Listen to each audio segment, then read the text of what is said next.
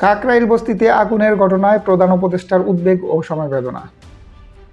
রাজধানীর কাকরাইল বস্তিতে ভয়াবহ অগ্নিকাণ্ডে বিপুল সংখ্যক ঘর পুড়ে বহু পরিবার নিঃস্ব হয়ে পড়ার ঘটনায় গভীর উদ্বেগ ও সমবেদনা প্রকাশ করেছেন প্রধান উপদেষ্টা ডক্টর মোহাম্মদ ইউনূস।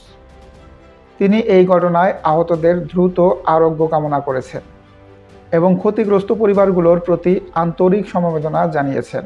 মঙ্গলবার 25 নভেম্বর রাতে এক বার্তায় এই তথ্য জানানো হয়েছে। ওই বার্তায় প্রধান উপদেষ্টা বলেন, কাকরাইল বস্তির অগ্নিকাণ্ডে যেসব পরিবার গৃহহীন হয়ে পড়েছেন তাদের দুঃখ কষ্ট আমাদের সবার বেদনার। ক্ষতিগ্রস্তদের পুনর্বাসনে সরকার প্রয়োজনীয় সব ধরনের সহায়তা নিশ্চিত করবে।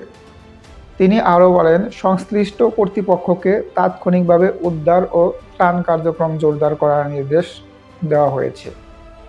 পাশাপাশি অগ্নিকাণ্ডে কারণ অনুসন্ধান করে ভবিষ্যতে এই ধরনের দুর্ঘটনা রোধে কার্যকর ব্যবস্থা নিতে নির্দেশ প্রদান করা হয়েছে। এর আগে রাত 10টা 35 মিনিটে ফায়ার সার্ভিসের 20টি ইউনিটের চেষ্টায় আগুন নিয়ন্ত্রণে আসে বলে জানিয়েছেন ফায়ার সার্ভিস সদর দপ্তরের মিডিয়া সেলের ভারপ্রাপ্ত কর্মকর্তা শাহজাহান শিকদার। জানা গেছে, বিকেল 5:30টার দিকে ফায়ার সার্ভিসের এক সংবাদ বিজ্ঞপ্তিতে কাকরাইল বস্তিতে আগুন লাগার কথা জানানো হয়। ফায়ার সার্ভিস বলছে, শুরুতেই ঘটনাস্থলে পৌঁছাতে দেরি হওয়ায় আগুন দ্রুত ছড়িয়ে পড়ে। প্রথমে রওনা করা ইউনিটগুলো পৌঁছাতে প্রায় 30 থেকে 35 মিনিট সময় লাগে।